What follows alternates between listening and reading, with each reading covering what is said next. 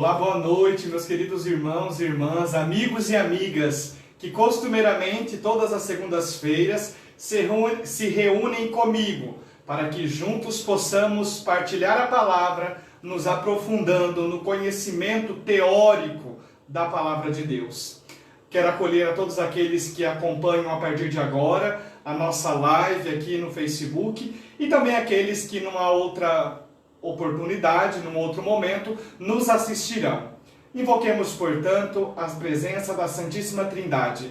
Em nome do Pai, do Filho e do Espírito Santo. Amém. Vinde, Espírito Santo, enchei os corações dos vossos fiéis e acendei neles o fogo do vosso amor.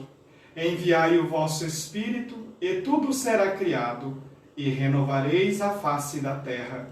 Oremos. Deus, que instruístes os corações dos vossos fiéis com a luz do vosso amor, fazei que apreciemos retamente todas as coisas, segundo o mesmo Espírito, por Cristo Senhor nosso. Amém.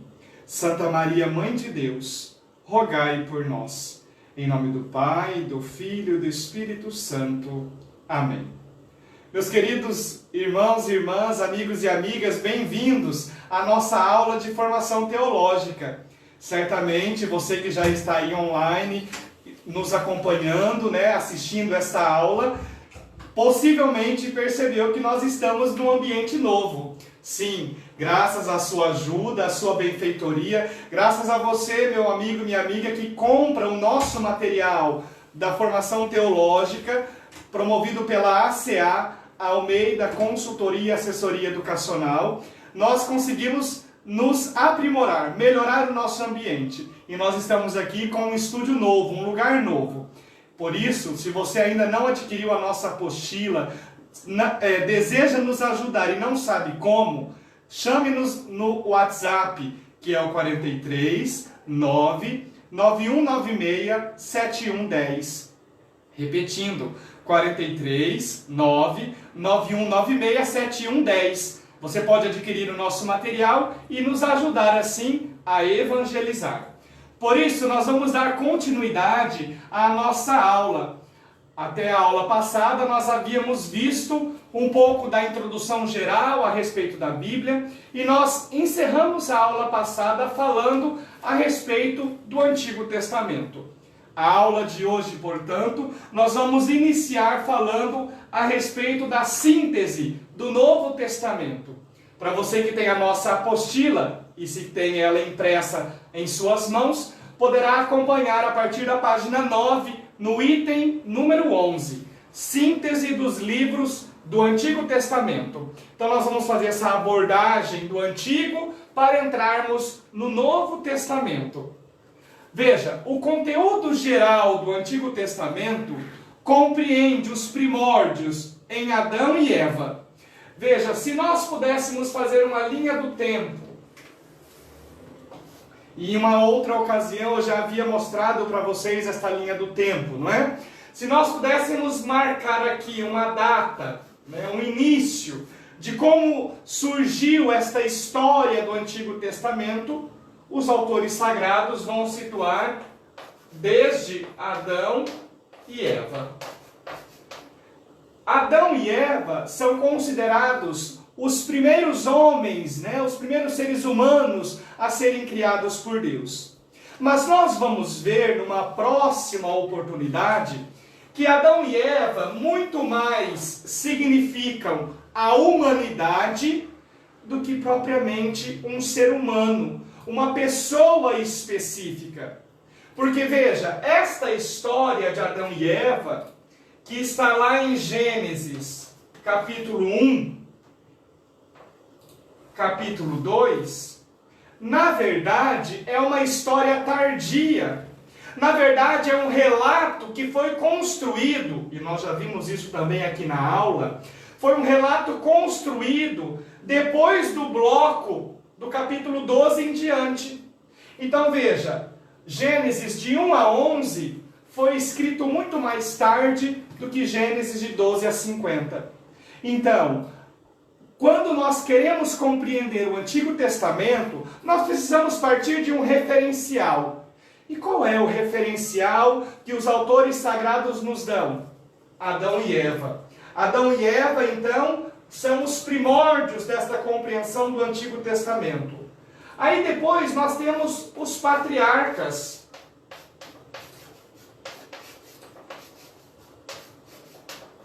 Os patriarcas. E aqui, desde Noé, nossa, lá nos primeiros capítulos 4, 5, 6, passando pelo dilúvio, né? Nós temos, por exemplo, Abraão.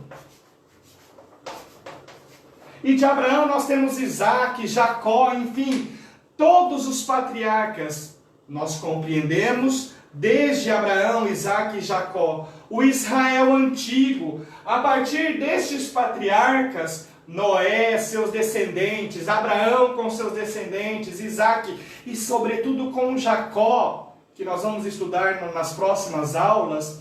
Com Jacó nós temos a origem do povo de Deus. Nós temos a origem do povo de Israel historicamente constituído. Por quê? Abraão vai ter um filho chamado Isaac. Isaac vai ter um filho chamado Jacó. E Jacó tem 12 filhos. E estes 12 filhos constituem as 12 tribos de Israel, chamadas povo de Deus. Aqui nós temos o embrião, a célula originária do povo de Deus, que primeiramente é chamado de 12 tribos de Israel, depois de israelitas, depois vai se chamar de judeus, o povo da tribo de Judá, e então passa na encarnação do Verbo Jesus Cristo a se chamar cristão. Veja, todo um filão histórico, desde os patriarcas até a encarnação de Jesus Cristo, a constituição histórica do povo de Israel, que é a história dos patriarcas, Noé, Abraão, Isaac, Jacó, Rebeca, Lia, né? Não só dos patriarcas, mas também das matriarcas, e termina então com esta encarnação, culmina com a encarnação de Jesus. E aí nós temos também eventos importantíssimos dentro desta história do Antigo Testamento. Por exemplo, se nós considerarmos o Egito. O que é que aconteceu no Egito? O povo de Deus foi levado cativo. Os descendentes destes patriarcas passaram grande carestia, passaram grande necessidade, fome, e foram buscar recursos, foram buscar alimentos no Egito, e ali se tornaram escravos. Portanto, o período que o povo de Israel passa no Egito é muito significativo para que nós possamos compreender, para que nós possamos entender a teologia do Antigo Testamento. Aí então nós temos o judaísmo antigo com o nascimento da aliança.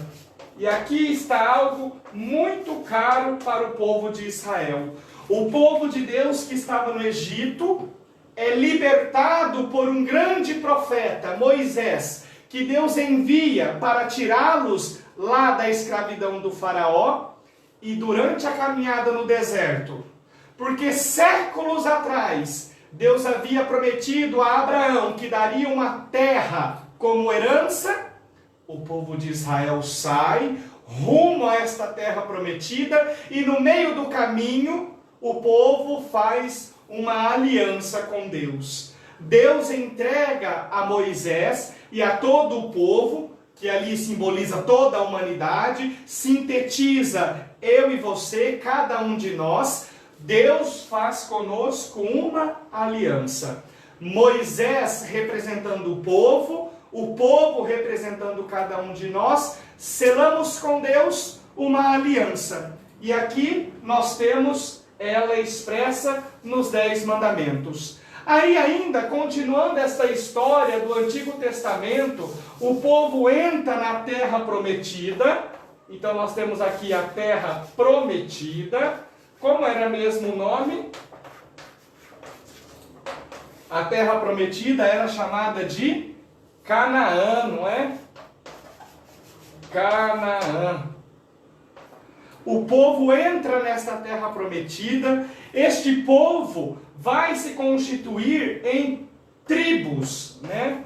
E em cada tribo, as 12 tribos, e em cada tribo vamos ter os juízes. E os juízes são aqueles que vão colocar o direito e a justiça em cada uma das tribos. Cada tribo tinha um juiz. Algum período mais tarde, nós entramos no período da monarquia. O povo está infeliz, não está contente com o sistema tribal. Nós vamos estudar isso pormenorizado nas próximas aulas. Não nos assustemos, né? Mas aqui é só a título de exemplificação, a título de introdução. Então o povo, incontente com o sistema tribal, pede um rei ao profeta. E então nós entramos na era da monarquia. Saul é eleito o primeiro rei, mas a escolha não dá muito certo. Ele é substituído por Davi, e ali é dado a Davi uma promessa de que o trono dele não se acabaria, de que o reinado dele não teria fim. E aqui há uma promessa messiânica, porque a promessa não é feita, sobretudo, especificamente a Davi, mas a sua descendência. E claro, nós estamos olhando, né? O profeta já está pensando no Filho de Deus, o Messias, o Redentor da humanidade. E aí então nós temos um período, logo após a morte de Davi, Salomão, seu filho, entra no reinado. Quando Salomão morre, o reino se divide. O reino do norte, 10 tribos para cima. O reino do sul, 2 tribos para baixo.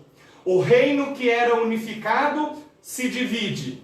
As 10 tribos do norte vão se chamar tribos de Israel, ou reino de Israel. As 2 tribos de baixo, do sul, vão se chamar tribos de Judá, ou reinos de Judá. As 10 tribos vão existir por alguns anos, vai ser derrotada, vai ser suprimida, vai deixar de existir. Depois, as 2 tribos do sul, em 587 a.C., é derrotada, é acabada, é exterminada. O povo é levado cativo de novo, mas agora para a Babilônia. Milhares de anos atrás, o povo estava cativo, escravizado no Egito. Agora, séculos depois, o povo é levado cativo para a Babilônia. E vai ser aqui, neste contexto do exílio da Babilônia, que grande parte da Escritura nasce. Então, um ponto muito importante para nós é o exílio da Babilônia.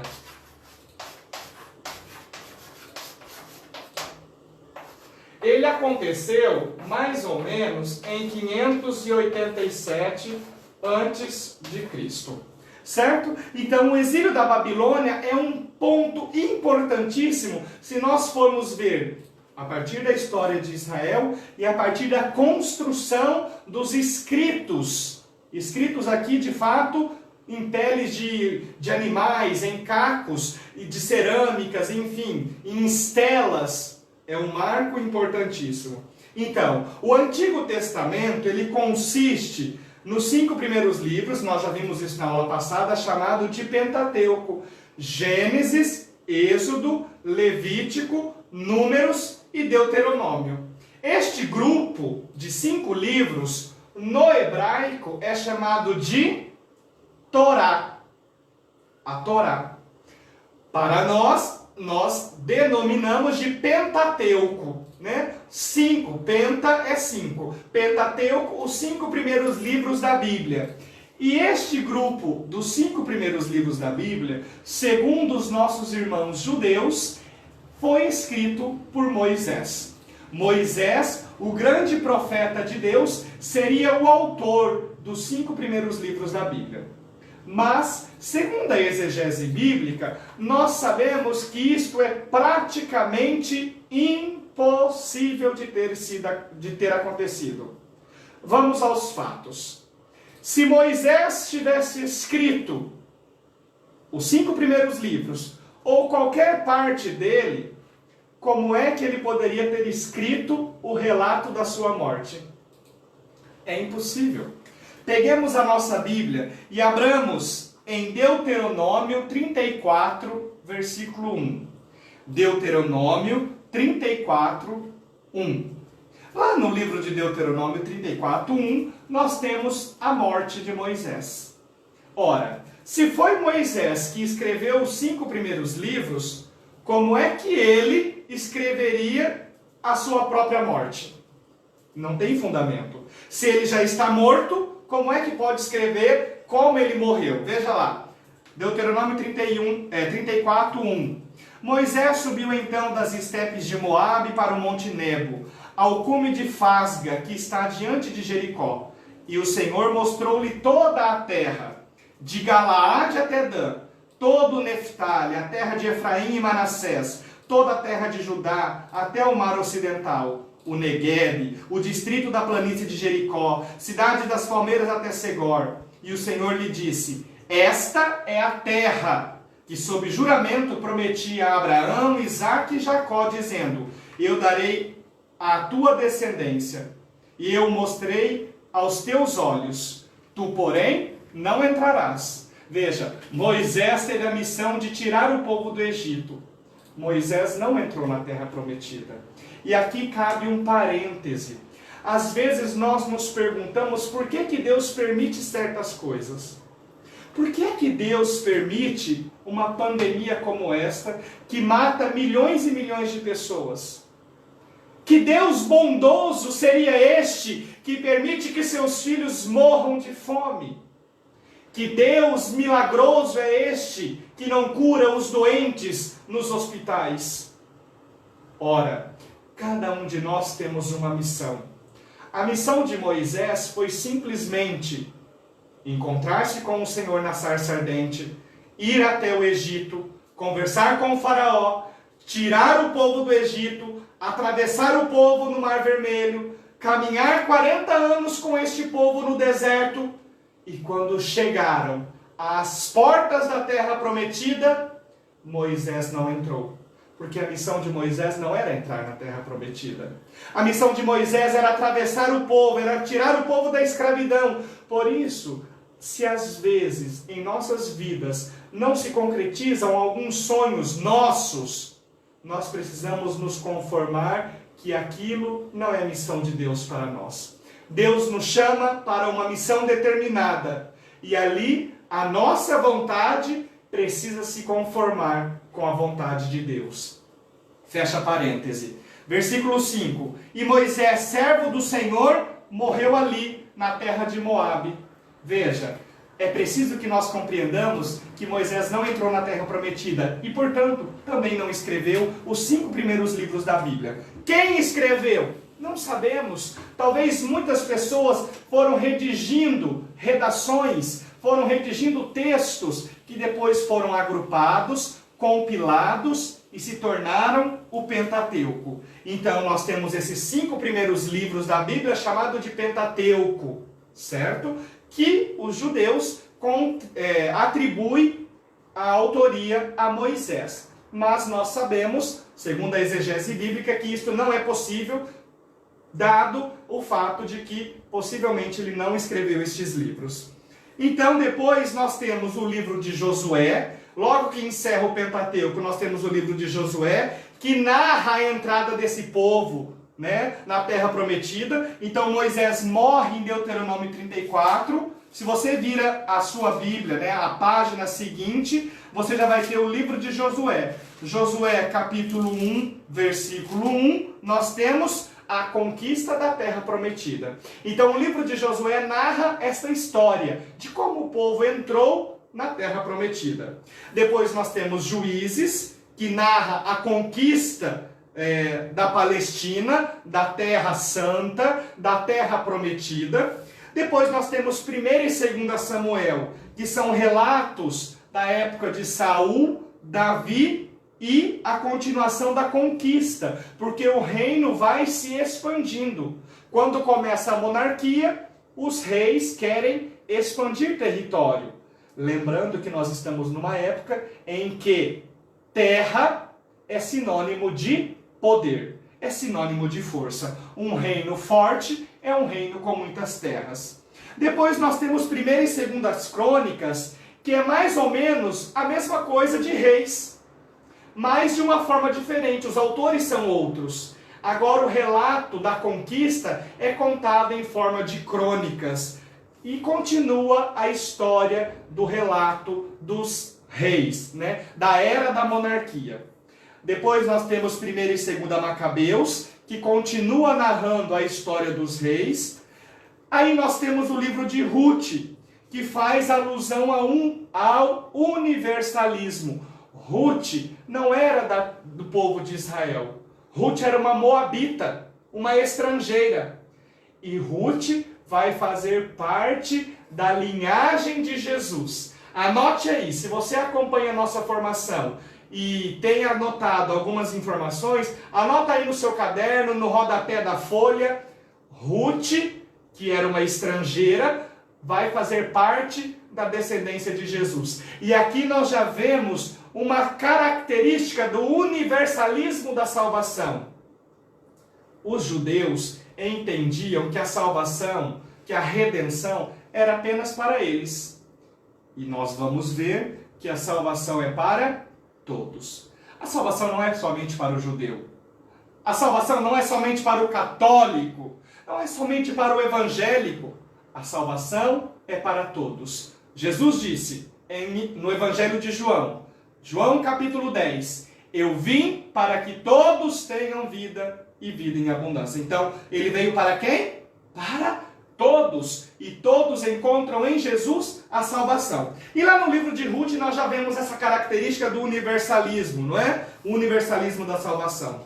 Depois nós temos o livro de Judite, Tobias e Esther, que pertencem ao gênero de contos, né? São livros que nasceram no tempo do exílio. O povo vê uma forma de contar a sua história através de contos. Mal comparando, seria uma novela, né? Se bem que hoje dar este adjetivo aos livros sagrados é quase que um pecado, devido à discrepância do que as nossas novelas se tornaram. Mas novela aqui no sentido de uma história que é contada.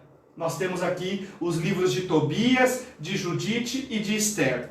Aí então vem os livros dos profetas. O primeiro deles, o livro de Isaías, que é dividido em 3 partes. Nós vamos ver isso também no desenrolar das nossas aulas. O livro do profeta Isaías, o livro do profeta Jeremias, Ezequiel, Daniel, que são profetas que anunciam a salvação, a misericórdia, mas denunciam a opressão dos reis, que são gananciosos, que se apropriam dos bens dos pobres e cada vez mais se enriquece, no qual os pobres cada vez mais se empobrecem e entram na miséria. Depois nós temos o livro do Jó, que também é um livro que se enquadra no gênero dos contos, dos mitos, das novelas, né? É um modo de falar da relação do ser humano com Deus. Depois nós temos alguns livros sapienciais, que nos lembram a sabedoria de Deus, que é o Eclesiastes, o Eclesiástico, o Provérbios, Sabedoria e Cântico dos Cânticos. São reflexões que partem a partir da experiência humana, né? A partir de ditos populares, a partir da sabedoria humana, a sabedoria divina nos ilumina.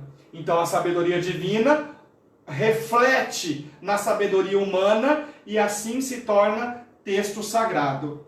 Depois nós temos o livro dos Salmos, que é uma grande coleção de 150 capítulos, no qual vários autores, Davi, Salomão, Cloé, enfim, uma grande gama de pessoas louvam a Deus através de hinos que são verdadeiras orações. Aí, por fim, nós temos os profetas menores. Oséias, Joel, Amós, Abdias, Jonas, Miqueias, Naum, Abacuque, Sofonias, Ageu, Zacarias e Malaquias. São os profetas menores. Menores no sentido de que seus livros são menores, né? Os profetas maiores, Isaías, Jeremias e Ezequiel, são livros grandes, né? Densos, teologicamente falando. Então aqui nós temos todo o contexto do Antigo Testamento. Certo, minha gente? Desta maneira, nós temos oportunidade de entrarmos no Novo Testamento, para que nós possamos compreender mais e melhor a respeito de Jesus. Porque o Antigo Testamento deve ser lido à luz do Novo. Porque o Novo Testamento contém a mensagem de Jesus. E nós vamos ver ainda nesta aula de hoje, não perca, qual é o foco central do anúncio de Jesus. O que será? Vai pensando aí. Então, ponto 12, na página 9, síntese dos livros do Novo Testamento. Então, nós temos os evangelhos chamados sinóticos, e eu já falei sobre isso também, então eu vou passar rapidinho. Quais são os evangelhos sinóticos? Mateus, Marcos e Lucas. Por que eles são chamados de sinóticos? Porque eles têm semelhanças, porque eles têm elementos textuais que tem em Mateus, que tem em Marcos, que tem em Lucas. Mas é preciso dizer e ressaltar que o Evangelho de Marcos foi o primeiro a ser escrito. Então, Marcos, prestem bastante atenção porque este é um momento um pouquinho difícil da aula, para entender como se formou os evangelhos. Então, estes 3 livros, os 3 evangelhos, são chamados de sinóticos. Por quê? Porque eles têm semelhanças entre si. Destes 3, Marcos foi o que foi escrito por primeiro. Mas da onde que Marcos tirou os seus escritos, as ideias?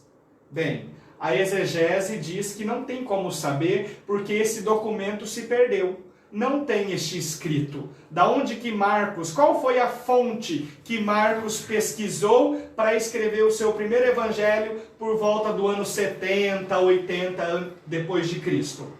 Bem, segundo os estudiosos, ele tirou isso de alguma fonte, que no alemão é chamado de Quelle.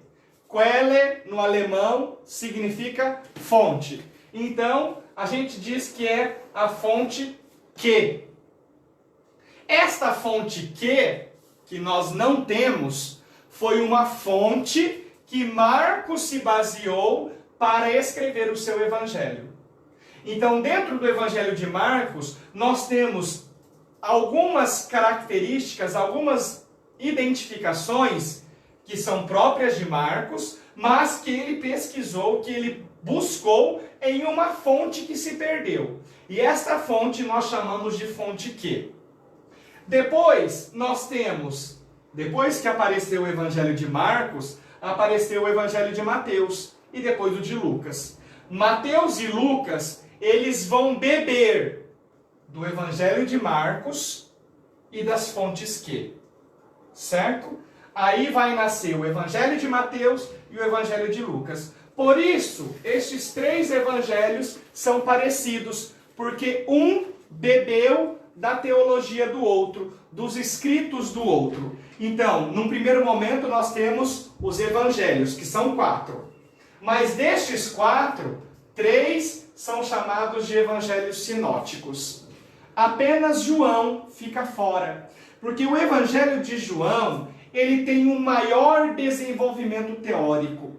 Ele tem uma maior densidade teológica. João, porque escreveu mais tarde, então veja, se Marcos, Mateus e Lucas, até mais ou menos o ano 80, 85, já tinha escrito os 3 evangelhos, João começa a escrever mais ou menos nesse tempo. Então o cristianismo já está mais amadurecido. E a ideia teológica de Jesus também. Então, João tem um maior desenvolvimento teórico e ele tem uma influência filosófica maior. Por isso, o seu evangelho acaba sendo mais intelectual, um pouco mais aprofundado na pessoa de Jesus. E aí, tem certos elementos em João que não tem em Marcos, Lucas e Mateus. Por exemplo, o relato da ressurreição de Lázaro, a samaritana, as bodas de Caná. São exemplos de textos que só tem em João, mas não tem nos evangelhos sinóticos. Depois nós temos o livro dos Atos dos Apóstolos, que narra a experiência dos discípulos de Jesus do momento que ele subiu aos céus até a expansão do cristianismo. Então nós temos ali o relato e Atos dos Apóstolos foi escrito por Lucas. Lucas escreveu 2 livros, o seu Evangelho e o livro dos Atos dos Apóstolos. Então o livro dos Atos, ele conta a narrativa do desenvolvimento histórico das primeiras comunidades cristãs. Depois nós temos as cartas paulinas, que historicamente foram as primeiras a serem escritas. Veja, se os evangelhos nasceram por volta da década de 70, então antes da década de 70, né, do século I, do ano 70, antes do ano 70, nós não temos nenhum evangelho. Mas, antes do ano 70, nós temos as cartas paulinas. Aliás, o primeiro livro do Novo Testamento a ser escrito, e nós já sabemos, é o livro de 1 Tessalonicenses. Foi escrito por volta do ano 50 a 60. 54, 55, 56. Né? Livro de 1 Tessalonicenses. Então veja, 20 anos antes do primeiro evangelho. Então as cartas paulinas, nós já vimos também, têm o intuito de serem enviadas à comunidade, no qual Paulo passou evangelizando, ou a uma pessoa específica.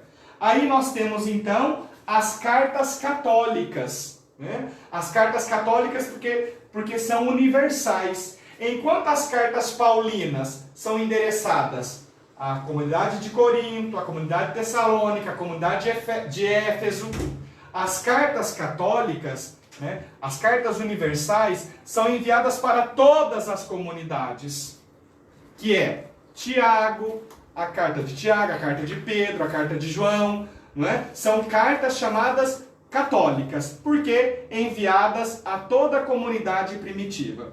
Depois nós temos o Apocalipse, que também foi escrito por João. João escreve o Apocalipse, que é repleto de códigos, de símbolos, e nós precisamos ter cuidado para interpretar a palavra do Apocalipse. Certo? Aí então, nós entramos na figura central do Novo Testamento. Qual é a figura central do Novo Testamento? Jesus. Então, Jesus é a figura central do Novo Testamento. Jesus de Nazaré é o centro do Novo Testamento. O Novo Testamento, então, tem como figura central Jesus. Aí, então, nós precisamos entender que na teologia, e aqui também gostaria de chamar a atenção de vocês, existem vertentes teológicas para falar a respeito desse Jesus. Existe uma pessoa, né, um teólogo, um exegeta, chamado Bultmann, Rudolf Bultmann, que ele diz a respeito do Jesus histórico. Então escreve aí.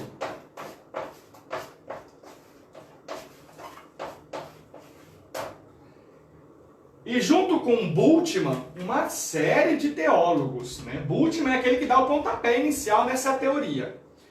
De outro lado, nós temos outros teólogos, por exemplo, Joaquim Jeremias, que falam do Jesus da fé.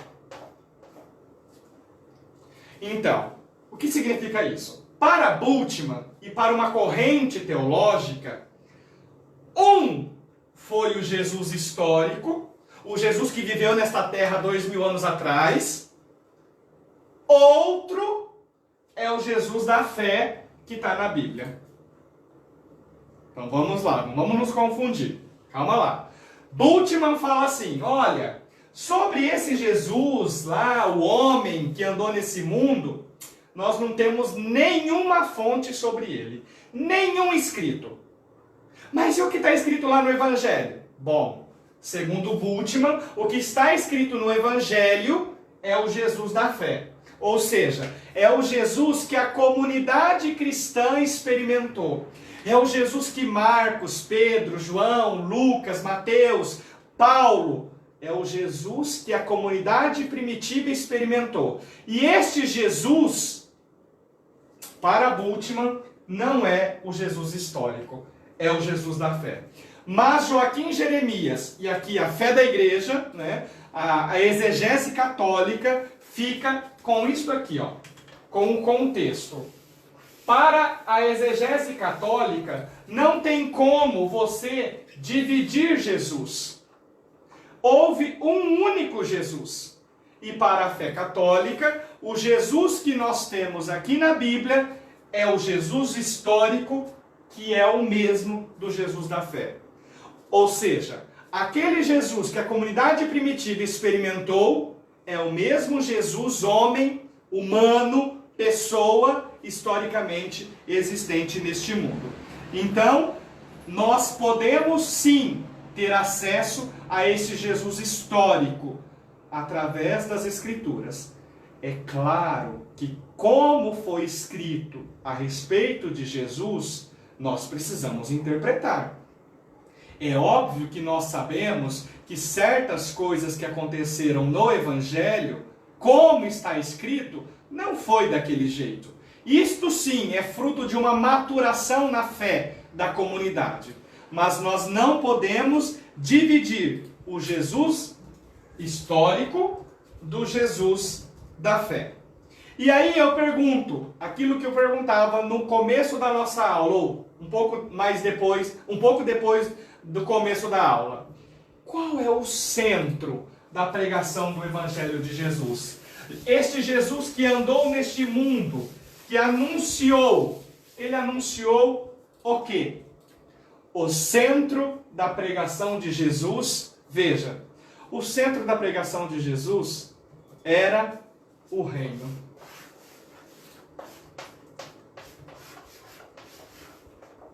Então, o reino é importantíssimo para compreendermos a figura de Jesus. Vamos abrir a nossa Bíblia lá em Marcos, capítulo 1, versículo 15. Marcos, capítulo 1, 15.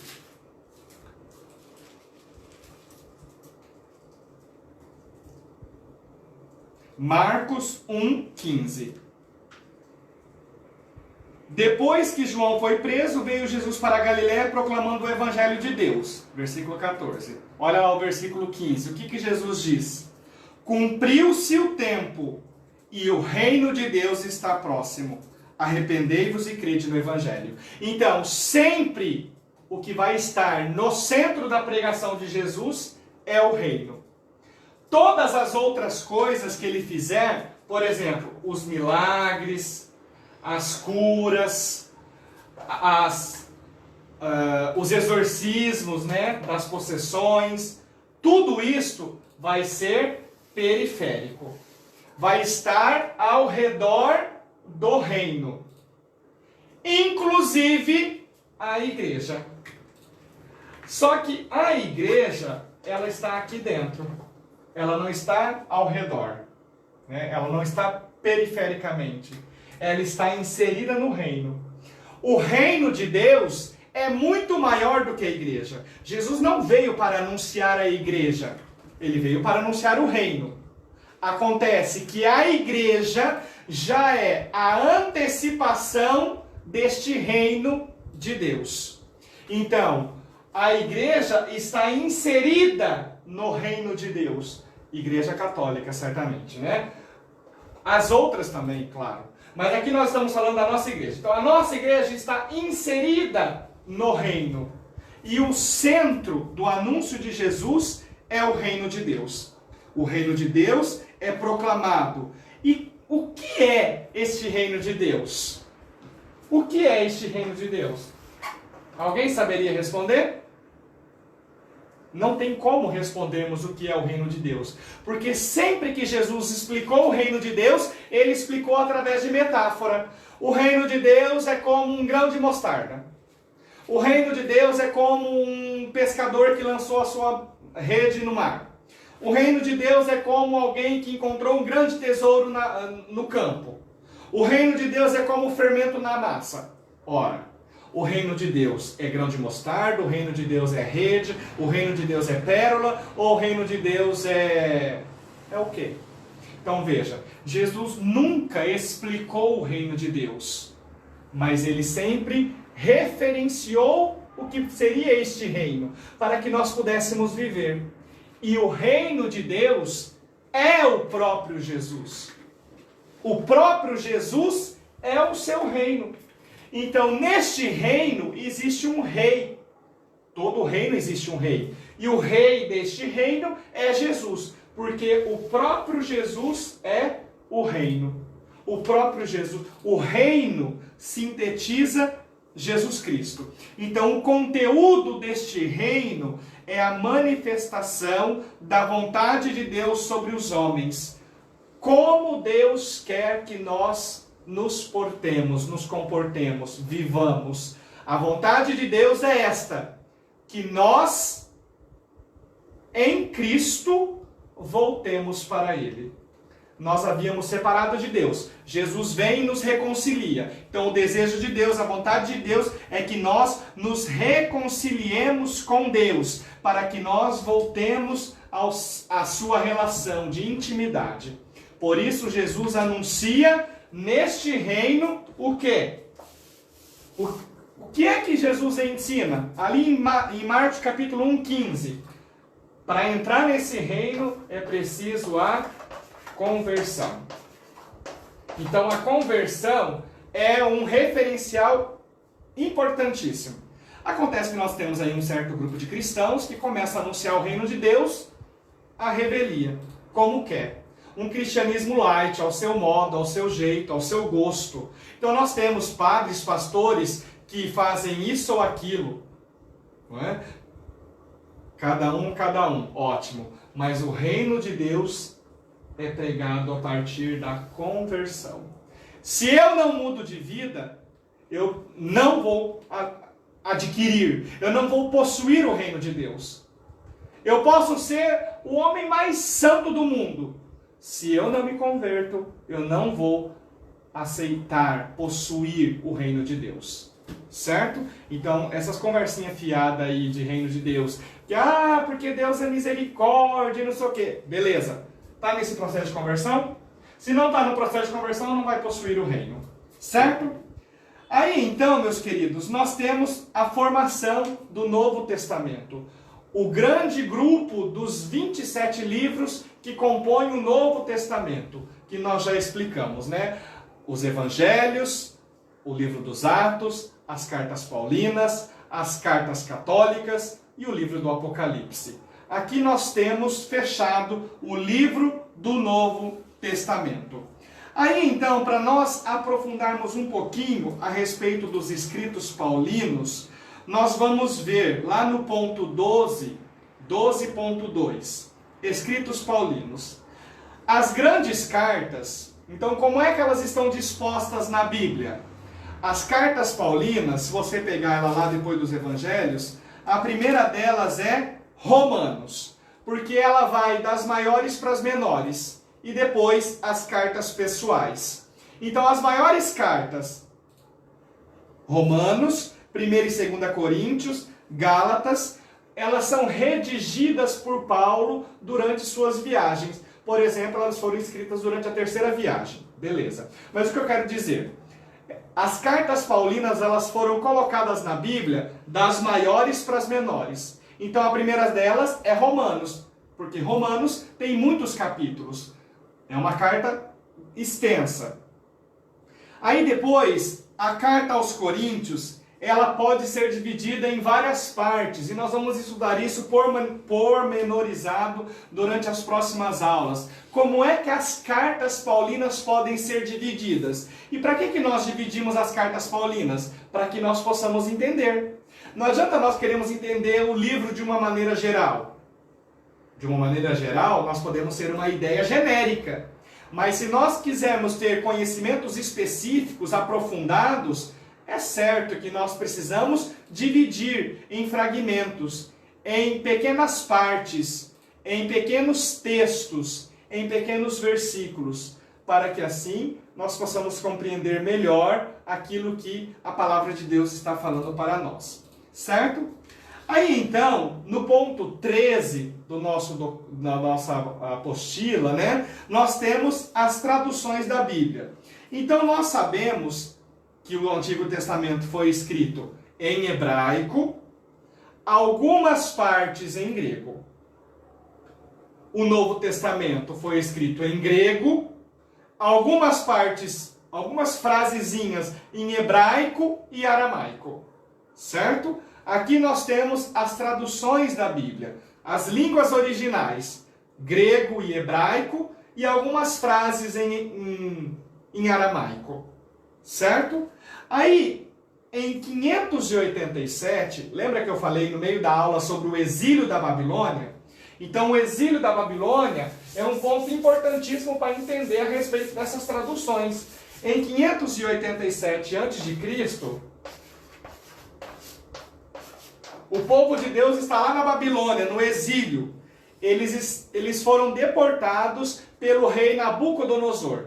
E eles vão ficar lá mais ou menos uns 70 anos. E ali nasce vários livros do Antigo Testamento. O exílio na Babilônia foi diferente do exílio no Egito. Lá eles foram de fato escravizados, forçados ao trabalho braçal. Na Babilônia, muitos deles fizeram casas, muitos deles depois do exílio nem queriam voltar para Jerusalém.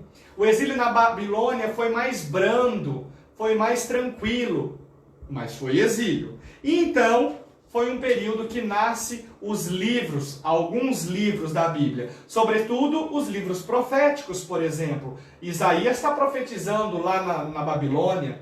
Amós, um pouco antes, durante. Né? Então, enfim, os livros proféticos nascem ali. Por exemplo, Gênesis de 1 a 11, nasce mais ou menos nesse período. O povo que está lá na Babilônia se pergunta, como que começou tudo?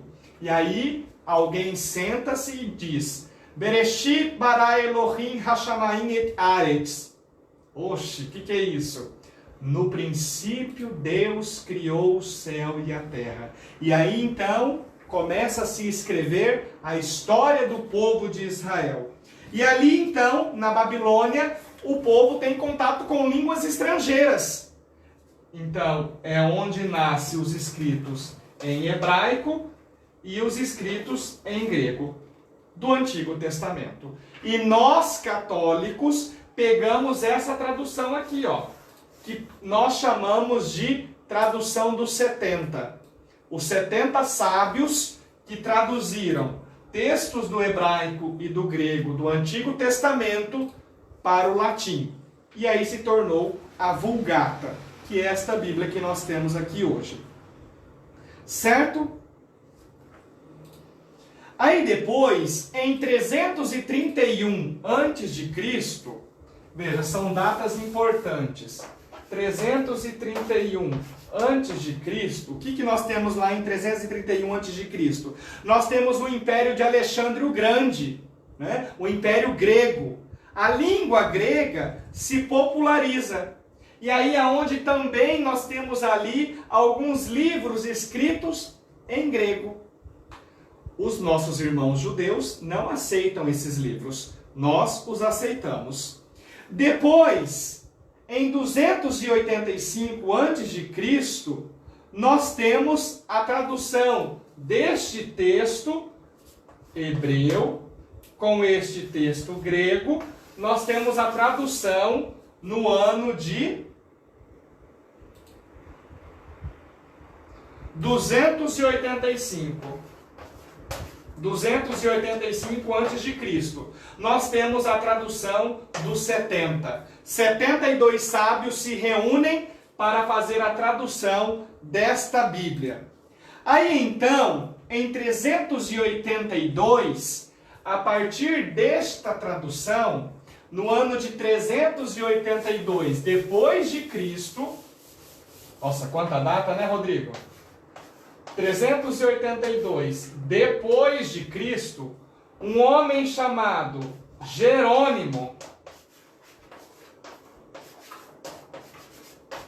na verdade, São Jerônimo, um homem chamado Jerônimo, por iniciativa do Papa Dámaso, é encarregado de traduzir esta versão dos 70 para o latim.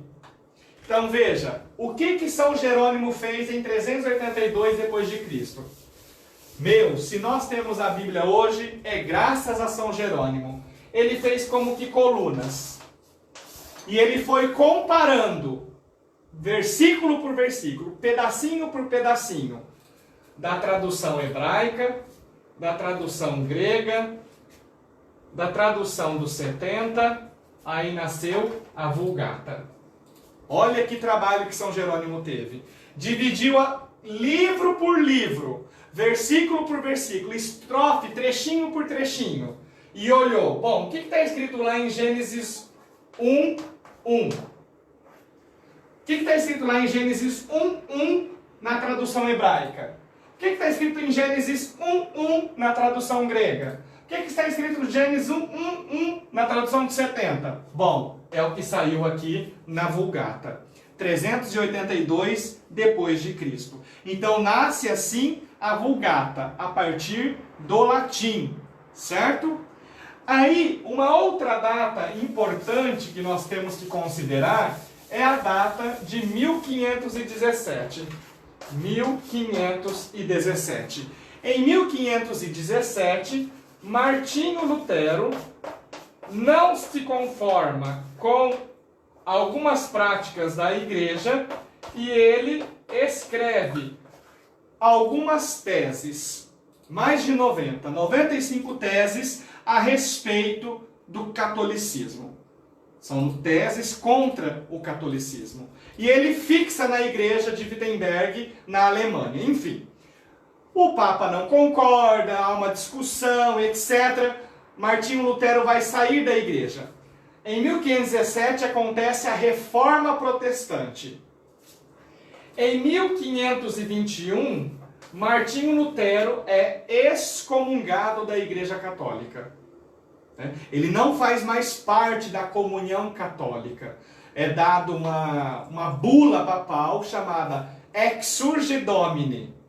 Levantai-vos, Senhor. Então, nesta bula papal, o Papa excomunga Martinho Lutero. Acontece que aqui, nesta ocasião, chamado Reforma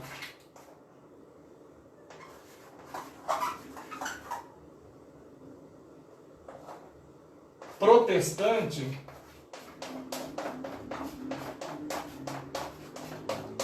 acontece que desde 382 depois de Cristo, quando São Jerônimo traduz a Bíblia para o latim, então desde 382 até 1517, o cristianismo só conhece uma tradução. Qual? A Vulgata, a tradução do latim. O povo não tinha a Bíblia na mão. E uma das teses que Martinho Lutero quer ir contra a igreja é que a Bíblia precisava ser traduzida para a língua vernácula, para a língua do povo.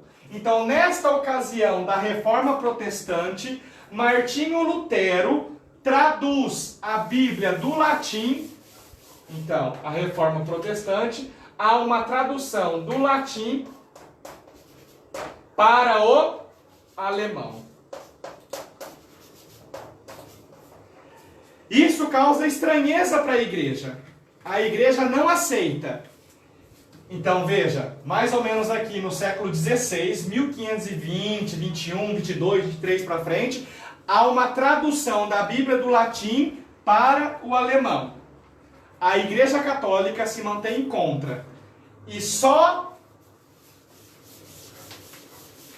Só em 1962, quando tem o Concílio Vaticano II.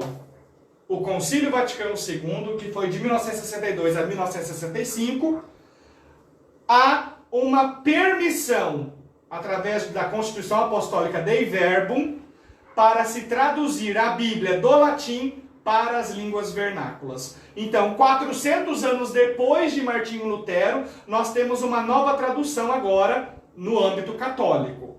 Então, a partir de 62, a Bíblia começou a se popularizar na mão dos fiéis. Os fiéis não tinham a Bíblia em casa.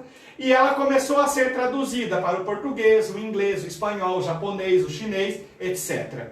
Então veja, os passos que a palavra de Deus foi galgando no sentido, no que tange às suas traduções, né? Aquilo que diz respeito às traduções.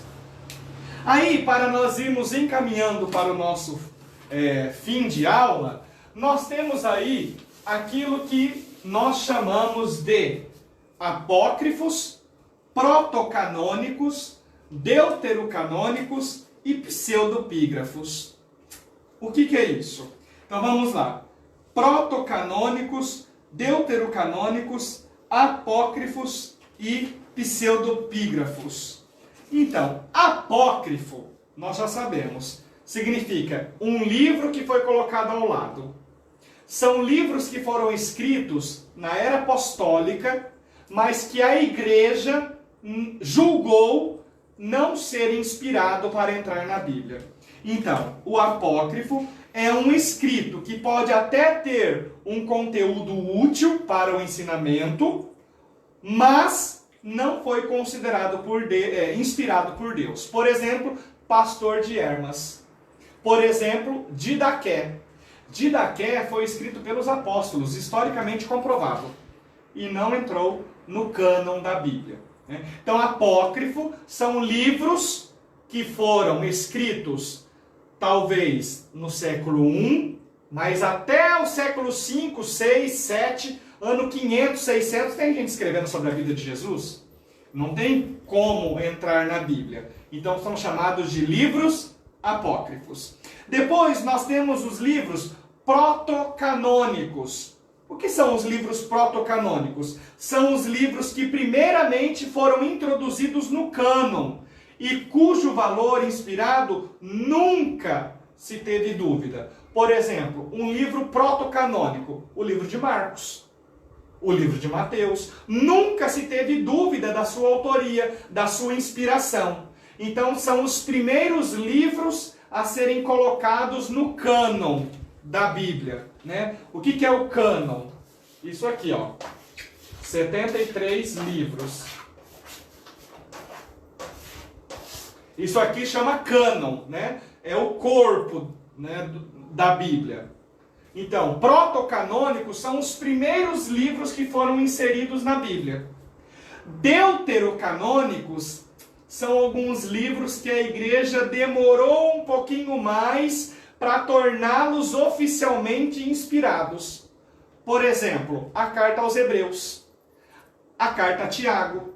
São cartas, são escritos que a igreja teve uma certa dúvida no que se refere à sua autoria. Por exemplo, a carta de Pedro. Então, são cartas chamadas deuterocanônicas. Por quê? Porque elas foram colocadas, mas só mais tarde, num segundo momento. Então, deutero significa segundo, né? Então, deuterocanônico significa que elas foram colocadas num segundo momento, mas foram reconhecidas como inspiradas por Deus. Pseudepígrafos são os livros escritos por um ou por vários autores anônimos, ou por autor que, por ver a obra aceita, usava um pseudônimo, um nome falso, né? Ou o nome de algum personagem bíblico. Tudo isso para dar legitimidade aos seus escritos. Então veja, nós temos algumas cartas de Paulo que não foi Paulo que escreveu. É dado o nome de Paulo para dar autenticidade, para dar peso. Por exemplo, se fosse alguém falando aqui para vocês, que vocês não conhecessem, com certeza vocês não dariam tanta credibilidade como dão, por exemplo, para mim. E espero que deem, né? Porque a minha pesquisa é embasada na teologia cristã, bíblica, teológica, católica. Eu não venho aqui para falar abobrinha, para falar asneira, para falar o que eu acho, né? Então, algumas cartas, elas têm um pseudônimo, ou seja, um nome falso. Mas para quê? Para dar autenticidade àquela escrita. Por exemplo, a carta de Pedro é uma carta deuterocanônica, ou seja, foi colocada mais tarde no cânon da Bíblia. Por quê? Uma das razões é, será que Pedro mesmo escreveu essa carta? Pedro era quase um analfabeto, né? Então, certamente, alguém escreveu, pode ser o secretário dele, um amigo de viagem, enfim. Pedro ditou e ele escreveu. Ou pode ser que alguém escreveu e colocou o nome de Pedro. Para quê? Para dar legitimidade, para dar autenticidade no escrito. Então, para resumir e fechar a nossa aula, o que nós aprendemos nesse bloco 2, que foi constituído durante todo esse mês de agosto, é que a Sagrada Escritura é divinamente inspirada por Deus e ela é para nós alimento de salvação. Bento XVI nos diz que a Bíblia deve ser lida no contexto eclesial. E eu já pedi para vocês lerem e indiquei um documento do Magistério da Igreja chamado A Interpretação da Bíblia na Igreja. E nesse documento é falado que a interpretação da Bíblia deve ser feita no contexto eclesial, na igreja. Por isso, meus queridos amigos e amigas, meus irmãos e irmãs, obrigado pela sua presença, obrigado por ter permanecido conosco.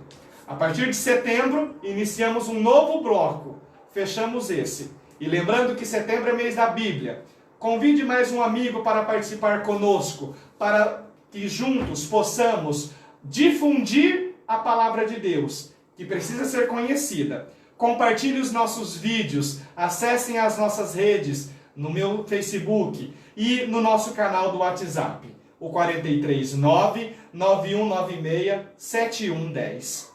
Confiando à Mãe de Deus, entregamos a nossa vida, tudo o que temos e somos. Ave Maria, cheia de graça, o Senhor é convosco. Bendita sois vós entre as mulheres, e bendito é o fruto do vosso ventre, Jesus. Santa Maria, Mãe de Deus, rogai por nós, pecadores, agora e na hora de nossa morte. Amém. Santa Maria, Mãe de Deus, rogai por nós. Estivemos reunidos e sempre estaremos. Em nome do Pai, do Filho e do Espírito Santo. Amém. Muito obrigado pela sua presença, uma ótima semana e até segunda-feira que vem, se Deus quiser.